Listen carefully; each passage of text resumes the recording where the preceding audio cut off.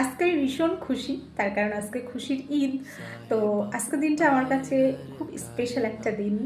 আমি ভিডিও করছিলাম আমার মোটিভেশন চ্যানেলে।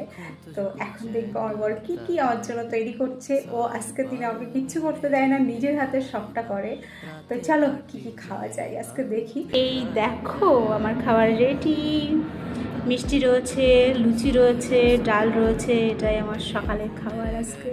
এবারে লুচি কিন্তু বাড়িতে তৈরি করিনি, বাইরে থেকে কিনে এনেছে। প্রতি বছর লুচি ঘুগনি সব ও নিজের হাতে তৈরি করে। ভিডিও করার জন্য ওরকম করে বসেছিলাম, কিন্তু আমি সুন্দর করে খেতে পাচ্ছিলাম না, তো বাবু হয়ে বসে পড়েছি, বাঙালি বলে কথা না। যাই হোক, একটু পরেই কিন্তু নিজের হাতে আমার জন্য পায়েস তৈরি করবে, দারুণ পায়েস তৈরি করে ও। বিরিয়ানিটাও কিনে আনবে, তার কারণ গ্যাস সংকটে রয়েছে আমরা। চলো এটা খেয়ে দেখিও কিভাবে পায়েস তৈরি করছে।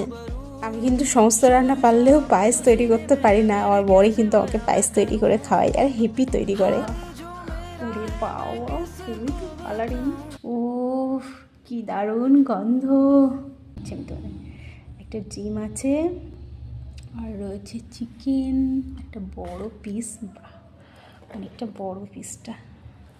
এই দেখো চিকেনের একটা বড় পিস, তুলতুলে আলু। চলো খেয়ে নিই, খুব খেতে ইচ্ছা করছে।